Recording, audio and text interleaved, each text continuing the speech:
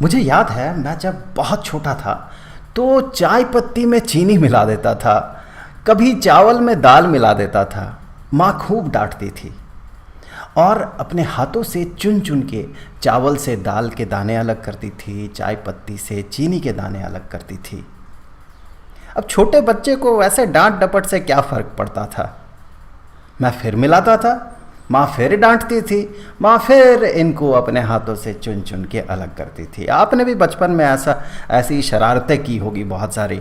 Comment में ज़रूर बताइएगा अगर आपने इस तरह की शरारत की होगी तो ऐसे माँ जो इन दानों को, अलग अलग तरह के चीज़ों के दानों को, जैसे कि चावल और दाल दो अलग अलग चीज़ें हैं, तो इनके दानों को जो अलग करती थी, इस तरह के सेपरेशन के प्रोसेस को हैंड पिकिंग कहा जाता है। हाथ से चुनना, हैंड पिकिंग।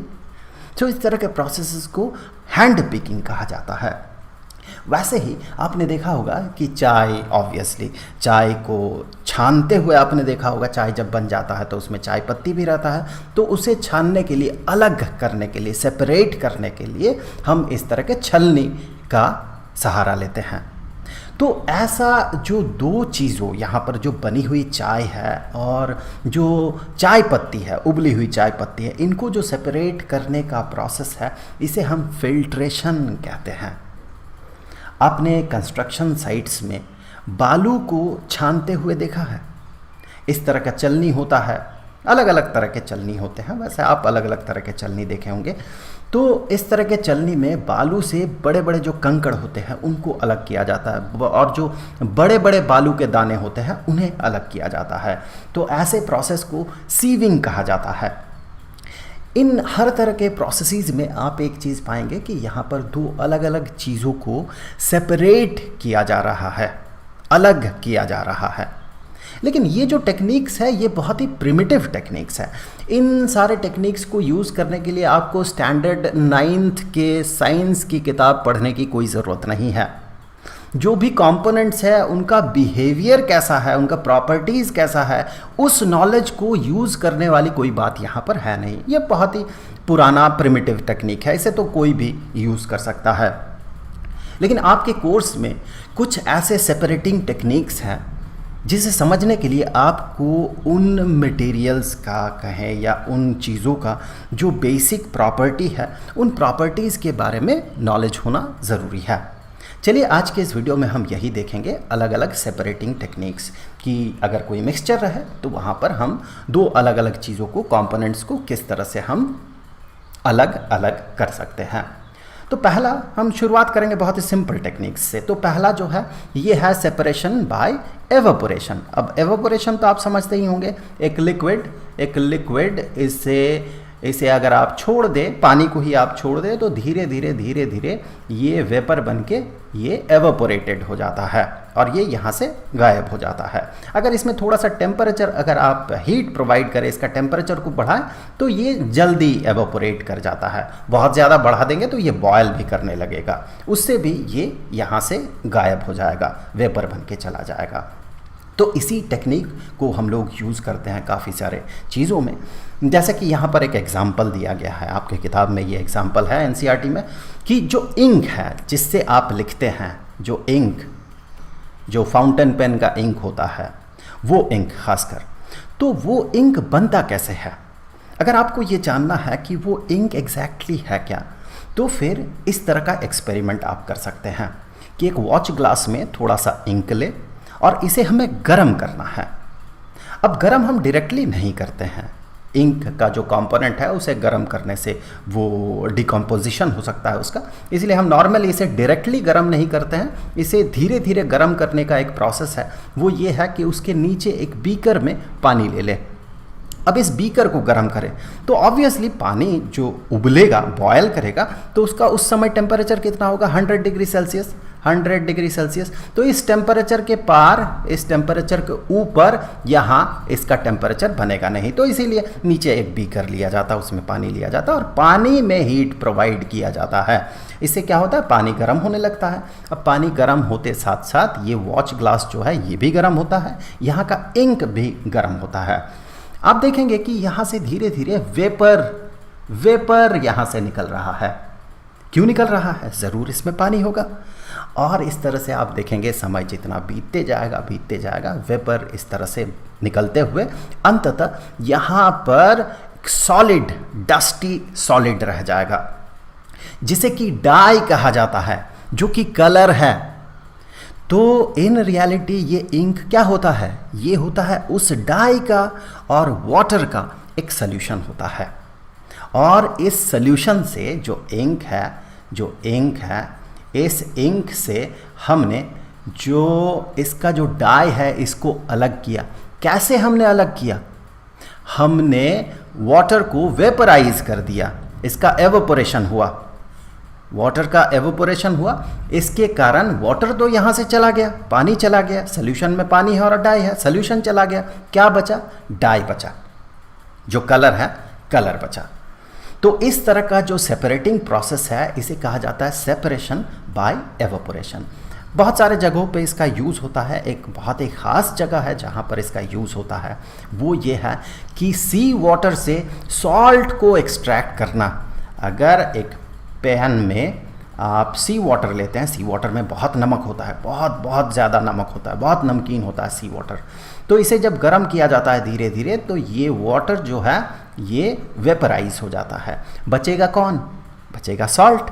तो इस तरह से सॉल्ट को एक्सट्रैक्ट किया जाता है। वैसे सॉल्ट को एक्सट्रैक्ट करने का और भी बेहतरीन तरीके हैं, ये एक बहुत ही पुराना तरीका है सॉल्ट को सी वाटर में वाटर से एक्सट्रैक्ट करने का। तो इस तरह के सेपरेशन को हम क्या कहते हैं? Separation by evaporation. अब अगले टेक्निक की तरफ बढ़ते हैं। देखिए, दूध में बहुत सारी चीज़ें रहती हैं। हमने इससे पहले बात किया है दूध में क्या क्या रहता है। दूध में प्रोटीन रहता है, दूध में फैट्स रहते हैं। तो यहाँ पर अगर दूध को एक किसी भी तरह के एक इस तरह के रॉड लेते हुए अगर आप तेज़ इसे घुमाते हैं, काफ़ी तेज़ी से इसे घुमाते हैं, ऐसे घुमाते हैं, तो इससे होता क्या है कि इससे जो ज़्यादा डेंसिटी वाला जो पार्टिकल्स है, ज़्यादा डेंसिटी वाला पार्टिकल्स जो है ये नीचे चला जाता है और कम डेंसिटी वाला पार्टिकल जो है ये ऊपर रह जाता है। फैट का डेंसिटी बहुत कम होता है, इसीलिए फैट जो है ये ऊपर आ जाएगा और यहाँ पर हमें मिलेगा बटर मिलेगा। तो इस तरह से बटर को एक्सट्रैक्ट किया जाता है और इस प्रोसेस को सेंट्रीफ्यूगेशन कहा जाता है। आगे चल के आप एक सेंट्रीफ्यूगल फोर्स के बारे में पढ़ेंगे जब 11th में जाएंगे। उस समय आप देखेंगे कि घूमते हुए ऑब्जेक्ट में एक फोर्स बाहर की तरफ काम करता है, वैसे इस फोर्स को स्यूडो फोर्स कहा जाता है। चलिए इस तरह के डिटेल्स को छोड़ देते हैं। अगर आप किसी गोल गोल घूमने वाले झूले में आप बैठे रहते हैं तो आपको फील होता है कि आप बाहर की तरफ आपको कोई फेंक रहा है, बाहर की तरफ धकेल रहा है कोई। इस तरह के फोर्स को, इस तरह के स्यूडो फोर्स को इसे कहा जाता है सेंट्रीफ्यूगल फोर्स। तो यहीं से सेंट्रीफ्यूगेशन भी आप समझ सकते हैं कि ऐसे गोल गोल घुमाने से जो ये इसके बाहर की तरफ जाने का जो टेंडेंसी होता है उसी से रिलेटेड है ये सेंट्रीफ्यूगेशन। इस तरह ये बाहर की तरफ जाने का जो टेंडेंसी है। तो इस तरह के सेपरेटिंग प्रोसेस को कहा जाता है सेंट्रीफ्यूगेशन। इसका यूज़ जैसे कि अभी हमने कहा कि डेयरी फार्म्स में क्या किया जाता है, बटर को क्रीम से अलग किया जाता है। क्रीम क्या होता है? क्रीम होता है कि मलाई, दूध की मलाई जो है उसे भी तेज़ी से घुमाया जाता है, उसके कारण उससे बटर बाहर निकल के आता है, बटर ऊपर रह जाता है। इसे यूज़ डायग्नोस्टिक लेबोरेटरीज में भी किया जाता है, ब्लड टेस्ट में, यूरिन टेस्ट में भी किया जाता है। कुछ ब्लड टेस्ट ऐसे होते हैं जिसके लिए कि उसे गोल गोल पहले तेज़ी से घुमाना पड़ता है, उसके बाद उसके जो कंपोनेंट्स है वो कंपोनेंट्स अलग अलग हो जाते हैं। वॉशिंग मशीन आपने देखा है, वॉशिंग मशीन में कपड़े को जो सुखाया जाता है, ड्राई किया जाता है, जिसे ड्रायर भी कहा जाता है। सो ड्रायर में क्या होता है, यहाँ कपड़े रखे हुए हैं और ये गोल गोल घूमता है, ये ऐसे तेज़ी से घूमता है, तो यहाँ से पानी जो है ऐसे बाहर निकल जाता है। यहाँ पर वॉशिंग मशीन के अंदर वाला जो शेल है उसमें ऐसे छोटे छोटे छेद होते हैं, उससे पानी जो है ये बाहर निकल जाता है। तो इस तरह इसे ड्राई भी किया जाता है। तो इस तरह का जो प्रोसेस है सेपरेटिंग प्रोसेस, इसे यूज़ किया जाता है वॉशिंग मशीन्स में भी। अब चलिए अगले तरह का जो सेपरेटिंग प्रोसेस है उसे देख लेते हैं। अगर मान लें कि कोई ऑयल है, मान ले केरोसिन है और कोई बच्चा इसमें अगर पानी डाल दे तो होगा क्या? इसमें केरोसिन था इतना, इसमें पानी डाल दिया गया, तो केरोसिन जो है ये ऊपर रह जाएगा, केरोसिन ऊपर रह जाएगा और नीचे रह जाएगा पानी, क्योंकि पानी का डेंसिटी ज़्यादा है। अब इसे अलग कैसे किया जाए, इसके लिए देखिए क्या यूज़ किया जाता है प्रोसेस, इसे सेपरेटिंग फनल कहा जाता है। ये जो फनल आपको दिख रहा, इसे सेपरेटिंग फनल कहा जाता है। यहाँ पर एक स्टॉप कॉक होता है। स्टॉप कॉक एक ऐसा पार्ट है इसका कि यहाँ अगर आप इसको घुमाते हैं धीरे धीरे तो इसका जो पाथ है ये पाथ ओपन हो जाता है और यहाँ से पानी धीरे धीरे नीचे गिरता है। तो ये एक नल जैसा है, नल टैप जैसा है। टैप को कैसे ओपन करते हैं तो उससे पानी निकलता है, ये आप टैप मान के चले। अब ये जो लिक्विड्स है, लिक्विड्स का जो मिक्सचर है, यहाँ पर ध्यान दें, दोनों इमिसिबल लिक्विड्स होना चाहिए, दोनों एक दूसरे के साथ सोल्यूशन ना बना दे। सोल्यूशन बनाएगा तो ये प्रोसेस काम नहीं करेगा। दोनों इमिसिबल लिक्विड्स हो अगर, जैसे केरोसिन और पानी एक दूसरे के साथ घुलता मिलता नहीं है कि केरोसिन पानी में घुल जाएगा, ऐसा नहीं है। केरोसिन ऊपर रह जाता, पानी नीचे रह जाता है, दोनों में सोल्यूशन नहीं बनता है। अब इसको क्या करना है, ये जो मिक्सचर है दो इमिसिबल लिक्विड्स का मिक्सचर, इसे आप इस फनल में डाल दें। फनल में डालने के बाद स्टॉप कॉक तो बंद रहेगा, तो इससे गिरेगा नहीं ये जो मिक्सचर है। फनल में डालने के बाद कुछ देर के लिए आप इसे छोड़ दें। तो कुछ देर जब आप छोड़ देंगे तो पानी जो है, वाटर, ये नीचे आ जाएगा। जैसे कि हमने बात किया इसका डेंसिटी ज़्यादा है तो ये नीचे आ जाएगा और केरोसिन जो है ये ऊपर यहाँ पर रह जाएगा। अब आपको स्टॉप कॉक को धीरे धीरे, बहुत धीरे खोलना है, बहुत स्लोली ओपन करना है, थोड़ा सा ओपन करना है। तो पानी जो है बूंद बूंद बूंद बूंद करते हुए यहाँ से नीचे गिरेगा, धीरे धीरे गिरेगा और ये लेयर बहुत ही धीरे धीरे धीरे धीरे नीचे की तरफ आएगा। आते आते जब पानी का लेयर कुछ यहाँ तक पहुँच जाएगा, एकदम नीचे तक पहुँच जाएगा, उस समय आप स्टॉप कॉक को बंद कर दें। तो पानी जो है अलग हो गया केरोसिन से। तो ये प्रोसेस है दो इमिसिबल लिक्विड्स में सेपरेट करने का जो प्रोसेस है वो।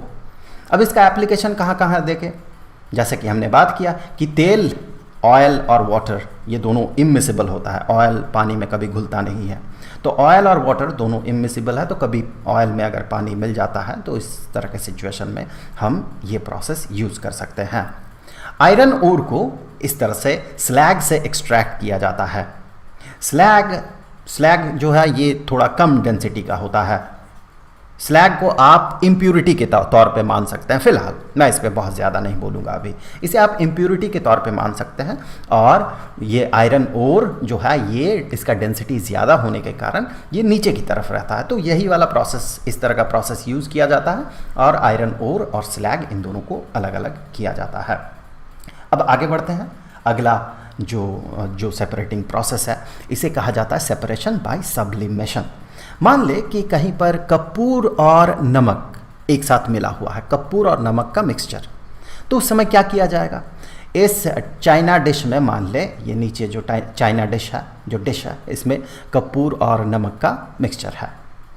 अब इसमें हम क्या करेंगे, देखिए कपूर का एक प्रॉपर्टी होता है कि ये दिखाता है सब्लिमेशन। सब्लिमेशन मतलब लिक्विड फेज में ये जाता ही नहीं है, इसमें सर्टन अमाउंट का टेम्परेचर जब इसका पहुंच जाता है तो ये डायरेक्टली सॉलिड से गैस में कन्वर्ट हो जाता है। तो ये कैम्फर का, कपूर का ये एक प्रॉपर्टी है। इसी प्रॉपर्टी को यहाँ पर यूज़ किया जाएगा। अब इस चाइना डिश में जहाँ पर कि वो मिक्सचर है, यहाँ पर हम एक फनल उल्टा करके इस तरह से हम रख देंगे और धीरे धीरे इस डिश को गर्म करेंगे और फनल का जो टॉप है, ये जो छेद है, इसे हम कॉटन से बंद कर देंगे। अब इसे बहुत धीरे धीरे गर्म किया जाएगा। इससे क्या होगा, एक टेम्परेचर अटेन करने पर ये कैम्फर जो है कपूर, इसमें सब्लिमेशन होगा। सब्लिमेशन मतलब ये वेपर स्टेट में चला जाएगा, गैस स्टेट में चला जाएगा। अब ये तो गैस स्टेट में चला गया, ये वेपर बन गया। अब ये इस फनल के अंदर वाले सरफेस में जहाँ जहाँ जाके ये ऐसे टच करेगा, वहाँ से ये हीट को डिसिपेट कर देगा और हीट को डिसिपेट करके यहाँ पर ये सॉलिड स्टेट में आ जाएगा। तो यहाँ पर ये सॉलिड रेसिड्यू के तौर पे यहाँ पर ये कैम्फर आपको मिल जाएगा और यहाँ पर रह जाएगा नमक, सॉल्ट यहाँ पर रह जाएगा। तो ये जो प्रोसेस है इसका एप्लीकेशन है कि जब ऐसा मिक्सचर हो जहाँ पर कि एक में सब्लिमेशन दिखता हो, सब्लिमेबल वोलेटाइल कंपोनेंट, जैसे कि ये कपूर है। तो अगर एक कंपोनेंट ऐसा है और दूसरा नॉन सब्लिमेबल है जैसे कि नमक, तो फिर हम इस तरह का सेपरेटिंग प्रोसेस यूज करते हैं। चलिए आगे बढ़ते हैं। अब है सेपरेशन बाय क्रोमाटोग्राफी। देखिए ग्रीक वर्ड एक है क्रोमा। क्रोमा का मतलब होता है कलर, रंग, तो यहीं से आया है क्रोमाटोग्राफी। चलिए पहले देख लेते हैं ये एग्जैक्टली है क्या, फिर बेहतर समझ में आएगा। आप एक पेपर लें, इस पेपर में जो बॉटम साइड है इसके थोड़ी ही ऊपर आप एक फाउंटेन पेन से एक डॉट बना दें। फाउंटेन पेन हो, स्केच पेन हो, उससे आप एक डॉट बना दें। अब आपको क्या करना है, थोड़ा सा एक कंटेनर में थोड़ा सा पानी लेना है और फिर इसको उसमें डिप कर देना है। देखिए ऐसे डिप करना है कि ये जो डॉट है ये पानी में ना चला जाए, ये डॉट पानी के थोड़ा ऊपर रहे। अब पेपर क्या करता है, पेपर में बहुत ही पतले पतले पतले पतले पतले पतले छेद होते हैं यहाँ पर, तो उससे क्या होता है कि ये पानी जो है, ये पानी धीरे धीरे धीरे धीरे ऊपर चढ़ने लगता है। आप पेपर को अगर इस तरह से पानी में डिप करेंगे किसी पेपर को, थोड़ी देर बाद देखेंगे कि पेपर पूरा भीग जाता है। तो ये सरफेस टेंशन के कारण होता है। इसे कहा जाता है कैपिलरी राइज। तो छोटे छोटे जो यहाँ पर पाइप जैसे छोटे छोटे छेद हैं, वहाँ से ये कैपिलरी राइज होता है पानी का।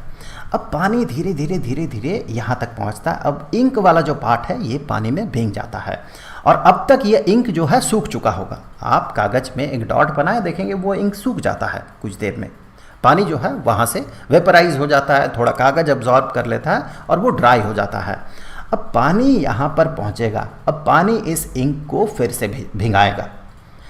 अब इंक जो है ये एक कलर कंपोनेंट से नहीं बना हुआ होता है, बहुत सारे कलर कंपोनेंट से बना हुआ होता है।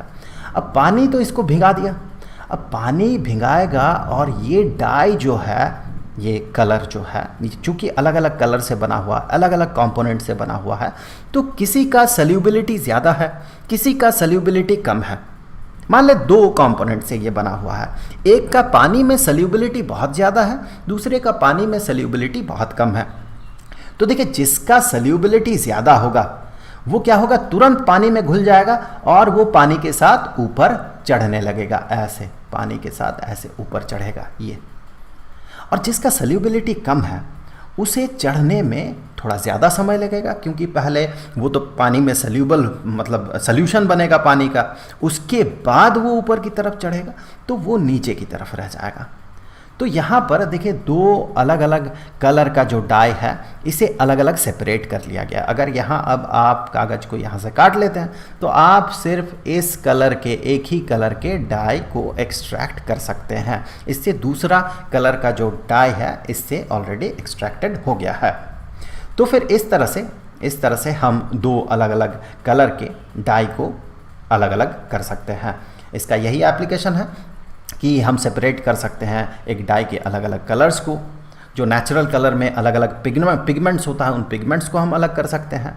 और ब्लड से ड्रग्स को, अलग अलग तरह का जो ड्रग होता है, दवाई होता है, वो इस तरह से अलग किया जा सकता है। ब्लड सैंपल लेके इस तरह के प्रोसेस से अलग किया जा सकता है। तो ये एक यूज़ है या एक सेपरेटिंग टेक्निक है। इसके बहुत सारे यूजेस हैं। अब चलिए आगे के यूजेस को आगे के सेपरेटिंग टेक्निक्स को देख लेते हैं। अब ये है सेपरेशन बाय डिस्टिलेशन। देखिए इसमें क्या किया जाता है, जब दो मिसेबल लिक्विड्स का कोई मिक्सचर रहता है और दोनों में जो बॉइलिंग पॉइंट है, ये बॉइलिंग पॉइंट में काफ़ी ज़्यादा डिफरेंस होता है। 25 डिग्री सेल्सियस से भी ज़्यादा का डिफरेंस हो। आपकी किताब में अगर 25 केल्विन है तो डाउट मत कीजिए, 25 केल्विन का जो टेम्परेचर डिफरेंस है वो 25 डिग्री सेल्सियस के टेम्परेचर डिफरेंस के बराबर ही होता है। तो मान ले दो मिसिबल लिक्विड्स हैं, दोनों बिल्कुल घुल मिल गया। अब तो उस तरह के फनल को यूज़ करके हम सेपरेट नहीं कर सकते हैं, जहाँ पर केरोसिन और पानी को हमने अलग किया था, क्योंकि ये तो अभी मिक्सचर बन गया है, ये अभी सॉल्यूशन जैसा बन गया है। तो यहाँ पर वो टेक्निक काम नहीं करेगा। यहाँ क्या किया जाता है, जैसे कि मैं कह रहा था कि इसे तभी यूज़ किया जाता है जब दोनों का बॉइलिंग पॉइंट में काफ़ी ज़्यादा डिफरेंस हो।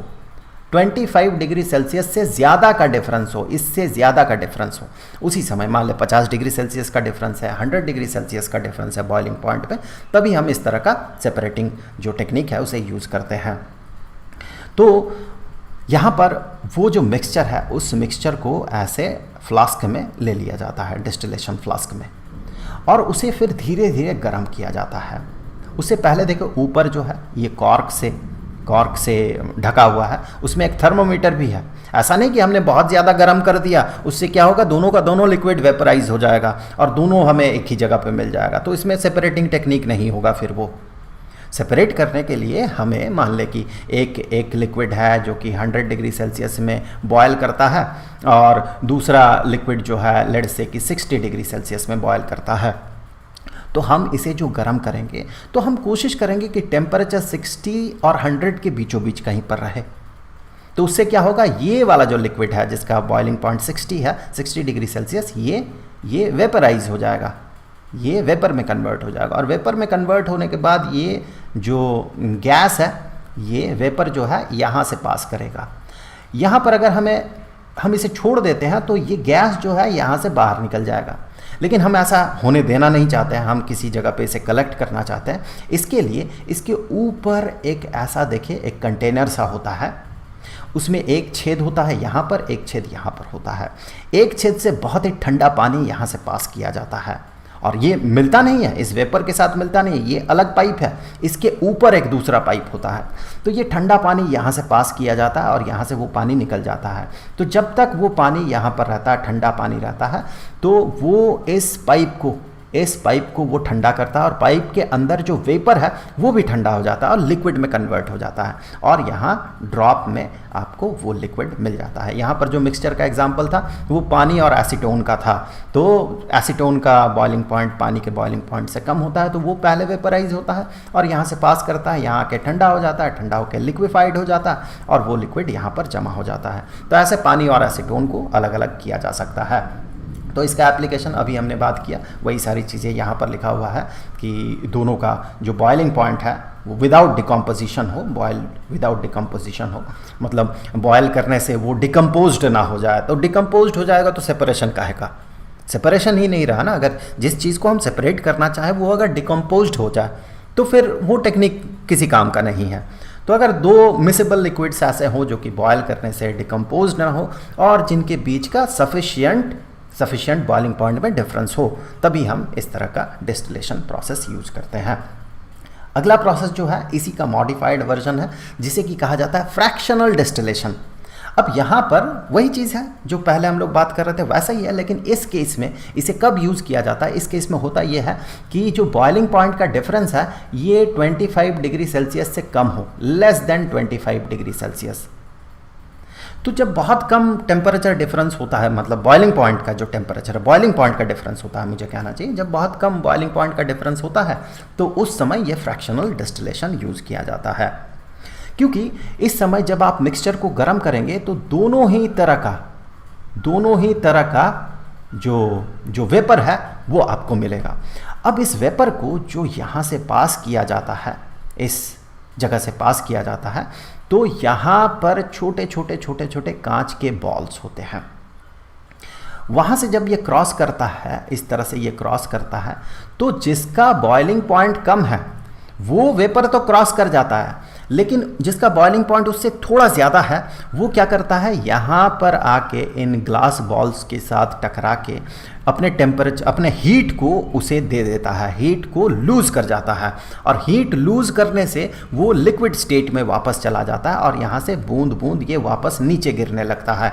ये यहाँ से बूंद बूंद बूंद वापस नीचे गिर जाता है। कौन गिरता है? जिसका बॉइलिंग पॉइंट ज़्यादा है, और जिसका बॉइलिंग पॉइंट कम है वो धीरे धीरे यहाँ से पास हो जाता है। प्रोसेस फिर वही है, यहाँ से पार होता है, ठंडा पानी है तो यहाँ ठंडा हो जाता है और ठंडा होकर लिक्विफाइड हो जाता है और यहाँ पर हम उसे जमा कर सकते हैं। तो वही चीज़ यहाँ पर लिखा हुआ है, जिसका बॉइलिंग पॉइंट, जिन दोनों मिसेबल लिक्विड्स का boiling point is less than 25 degree Celsius. ये जो फ्रैक्शनल डिस्टिलेशन है इसके बारे में आगे के एक वीडियो में हम और भी जानेंगे, जहाँ पर गैसेस को, डिफरेंट गैसेस को एयर से अलग किया जाएगा। एयर में क्या है, अलग अलग तरह का गैस होता है, ऑक्सीजन है, नाइट्रोजन है, आर्गन है, कार्बन डाइऑक्साइड है, वाटर वेपर है। तो वहाँ पर जो अलग अलग गैसेस को सेपरेट किया जाता है, जो टेक्निक यूज़ किया जाता है, वो होता है फ्रैक्शनल डिस्टिलेशन। चलिए आगे बढ़ते हैं। Last, separation by crystallisation. आप कभी मिश्री खाए हैं? बहुत मीठा होता है मिश्री। मिश्री कैसे बनता है पता है?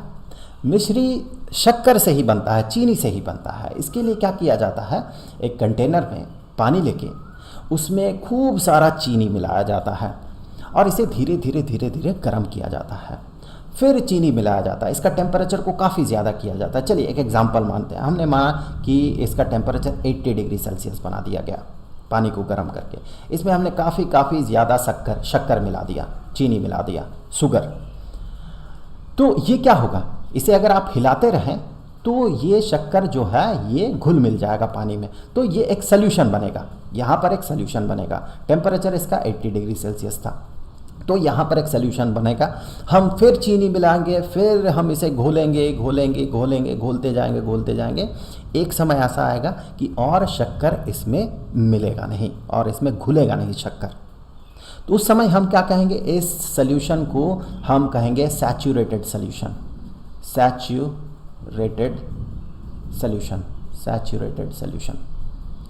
अब देखिए हम क्या करेंगे, इस सैचुरेटेड सॉल्यूशन को ठंडा होने देंगे। ये ठंडा होते जाएगा, इसका टेम्परेचर को घटने देंगे। लेट से घटते इसका टेम्परेचर आ गया 25 डिग्री सेल्सियस में। अब 25 डिग्री सेल्सियस में ये जितना शक्कर घोल सकता है, 80 डिग्री सेल्सियस में तो उससे ज़्यादा घोल सकता है। अब 80 डिग्री सेल्सियस में, ये एग्जाम्पल है, ये 80 ही होना है, 25 ही होना है, ऐसा कोई मतलब नहीं है इसका, ये एक एग्जाम्पल है।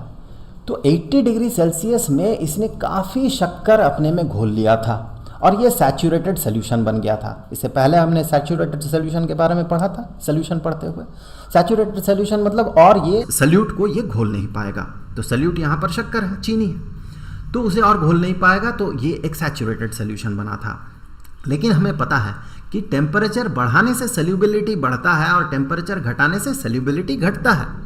अब टेम्परेचर इसका घटते तो 25 डिग्री सेल्सियस हो गया। इतना में ये इतना शक्कर जो इसमें घुला हुआ है ये घोल नहीं सकता। आप 25 डिग्री का पानी लेंगे और चाहेंगे कि जितना शक्कर हमने घोल लिया है इसमें उतना ही घोल दे, ये पॉसिबल नहीं होगा, क्योंकि इसका उतना सॉल्युबिलिटी है ही नहीं।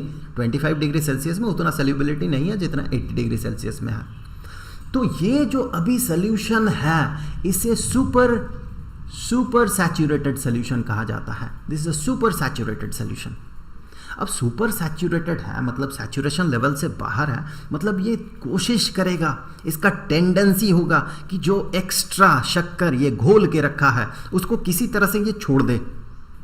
लेकिन नॉर्मली ये इसे छोड़ नहीं सकता है, इसके लिए इसे एक रफ सरफेस चाहिए होता है। तो आप अगर एक लकड़ी का टुकड़ा यहाँ पर डाल दें तो आप ये पाएंगे कि इसके आसपास इस तरह से शक्कर का क्रिस्टल जमा हो गया, जिसे कि हम कहते हैं मिश्री। आप यहाँ पर कुछ चीनी के दाने भी डाल सकते हैं, उसके आसपास इस तरह का मिश्री बन जाएगा। तो इस तरह से मिश्री बनाया जाता है। और ये कैसे हम सेपरेट कर रहे हैं, ये जो सॉल्यूशन था जहाँ पर पानी और चीनी था, इसे हमने कैसे सेपरेट किया, चीनी को कैसे सेपरेट किया, मिश्री के तौर पे जो चीनी मिश्री के फॉर्म में आ गया, कैसे सेपरेट किया हमने उसे क्रिस्टलाइज कर दिया। तो सेपरेशन बाय क्रिस्टलाइजेशन इसका नाम है।